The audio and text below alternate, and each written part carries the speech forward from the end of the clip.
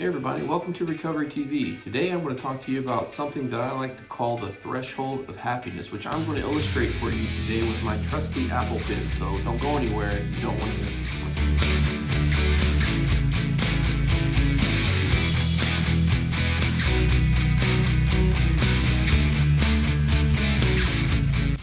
Welcome to Recovery TV. I really appreciate you tuning into this episode. And if you like the videos that we're putting out, please go ahead and subscribe to our channel. And don't forget to ring that bell so you can be notified when more videos like this are posted. Today I'm going to talk about the threshold of happiness, which I can't wait to illustrate this for you with my new Apple Pen. The threshold of happiness is something that I go over with couples who are in a time of transition, whether it be from a sudden loss of a job or loss of a loved one, or even infidelity in a relationship can throw couples into this space where life is really changing and the relationship has to change. They themselves have to change, and they know it's going to change a lot of different things. So the world's kind of upended for them, and they're feeling lost and displaced, and frankly, they're just feeling stuck. So the threshold of happiness is something I come up with to illustrate to couples, one, why they're stuck, two, why it's so hard getting unstuck, and three, what it takes to get unstuck and the fears that lie therein. I hope you find what I'm about to show you to be helpful. So let's get started. So this is a pit, right? And let's just say that you and your partner, you guys are stuck in this pit.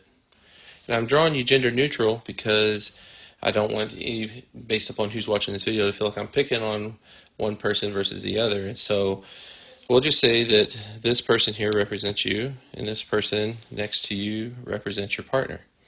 And you guys are stuck in this pit, but this isn't like a fun pit to be in. It's not like some kind of crystal clear stream of water that you're sitting in. This is something that's more like a tar pit, something that's really nasty, really hard to maneuver in. It's sticky. It's not fun to be in. It's just not a pleasant experience at all.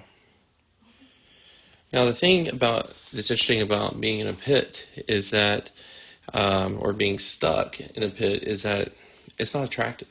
And so a lot of people even lose their attraction to one another, and that really bothers them. That definitely is something that resonates with them because they really aren't feeling very attractive or attracted to their partner. Well, it's hard to be attracted to stuck people. But the perception of forward movement in life is a huge part of attraction for most people.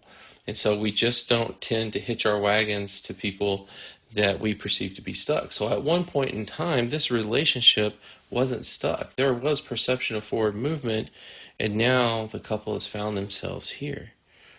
And so the goal, which is why a lot of people might find themselves in therapy, is to get unstuck, right?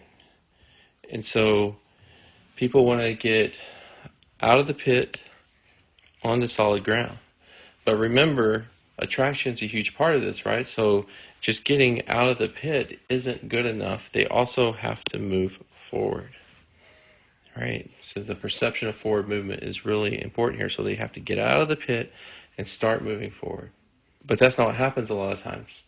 A lot of times people find themselves getting out of the pit and falling back in, and getting out of the pit and falling back in. Why is that? Well, think of this little piece of the solid ground here. This platform has a conveyor belt on it that goes this way. So in other words, if you get out of the pit and you stand still, that conveyor belt's moving you back into the pit. And that often poses a huge problem because a lot of people do get out of the pit, and then in an effort to turn around and help their partner out, their partner just sees them moving back into the pit. So they might as well just stay there. That's where you're going to end up anyways. Or I get out with you and you fall back in and drag me down with you. And so you got to get out and start moving forward. But there's something that the person that's moving forward is typically afraid of. Why do they have such a hard time moving forward? Well, it's because right here is a threshold. Actually, I like to call this the threshold of happiness. And on the other side of this threshold is another conveyor belt that goes this way. I like to think of the moving floors that we often get to enjoy going to an airport. You really feel like you're moving when you're on those things. So you really have a lot of momentum going for you in this realm, or what I call the realm of happiness. But it's this threshold that people tend to be afraid of. Why is that? Why would somebody be afraid of happiness or the threshold of happiness? Well, that's because you're connected to the other person.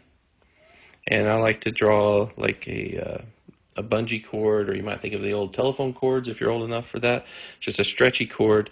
And you intuitively know that this cord only stretches to that threshold. So you intuitively know if you get to that threshold before the other person even gets out, it's going to sever the connection. And that's scary for people, because that basically means that I've moved on too far without you. I don't want the relationship anymore. And the idea of not being with this person forever is terrifying. And I'm not saying it shouldn't be, but that's often what keeps people stuck.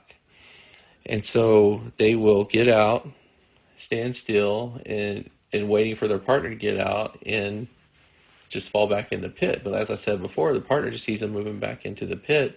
So that's not motivation for them to get out, because attraction has forward movement involved in it. So the conveyor belt going this way is important for a couple of reasons. One, as mentioned, it holds us accountable to forward movement. If we don't move forward, we fall back in the pit.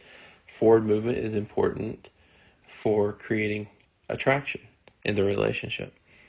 But another thing that's important about the conveyor belt going that way is that it holds us accountable to taking it slow.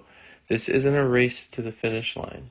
We're not just going the heck with you and then I'm off to the world of happiness. No, we still have a responsibility to our partners, a responsibility to the marriage or to the committed relationship, if you would think of it that way. And so part of that responsibility is that the entire time that I'm on this journey and I'm traveling this path, I'm doing so with an outstretched hand to my partner, inviting them along the way the entire time. And I can take that slowly, because I don't want to get here without them if possible. And so this gives them opportunity after opportunity to join me on this journey. So in order to create motivation to move forward at risk of losing my partner, it's a big deal, right? We need to go over what I call the 4 options. All right, so the first option, and this is what most people want when they come into counseling, or at least at one point in time they can think in their relationship that they would have wanted this, and that is people want to be happy together. If I could wave a magic wand and give you any outcome, a lot of people would choose being happy together, or at least at one point in time they would have chosen that. Option number 4 is what most people don't want. Most people don't want to be miserable alone. But the problem is with options 2 and 3. In our culture, we're often taught togetherness is more important than happiness. And so we tend to get these two in the reverse order. So I'm going to put them in what I think is a better way, and that is being happy alone in the second spot, and miserable together in the third spot. As I said, in our culture, we often get these reverse, where happy together is what we want, but we often will opt for being miserable together because we tend to value togetherness over happiness. But the problem with that is that there's no accountability in the relationship when you do it that way. So in other words, if I know that one of your primary values is staying together, then I can easily get in my head that I can do whatever I want, and you're not going anywhere. So there's no accountability in that. And that allows for complacency to creep into the relationship, and complacency is a cancer to committed couple relationships. But if you have the mentality of what I want the most is this, but I'll take this. Because being happy together requires the couple to work together. No single person can make that happen. The couple has to work together and create a dance together that works for them. But we have a lot more control in working at being happy alone. And when we do that, I think that actually gives us the best chance of being happy together. Why is that? Because if I'm willing to be happy, that's what I want, is to be happy. So I'm willing to be happy with you or without you. I would prefer it to be with you. I am willing to be happy without you, which means when I get out of this pit, I'm going to start moving forward. And when I start moving forward, that creates the potential for attraction again in the relationship. And now this person is paying attention. And it doesn't mean that they're going to get out and go on this journey with us. But I think it's the best chance we have of creating that curiosity where they might want to take our hand and go along with us so that we can cross into this realm of happiness together, or at least, within proximity of each other.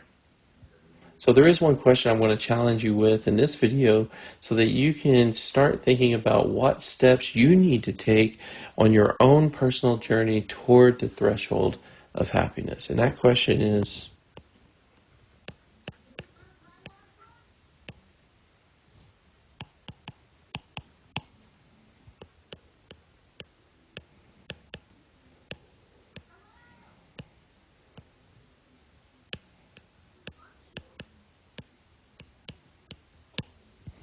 what does this version of me look like? I hope you found this video helpful as you take your mental health, relational health, and or your recovery health journey. If you're having trouble figuring out what steps you need to take in moving toward the realm of happiness, peace, contentment, freedom, whatever you want to call it, please consider looking into getting a professional therapist, somebody that can work with you that's trained to help you take this journey. Thank you for being here. See you back here next time.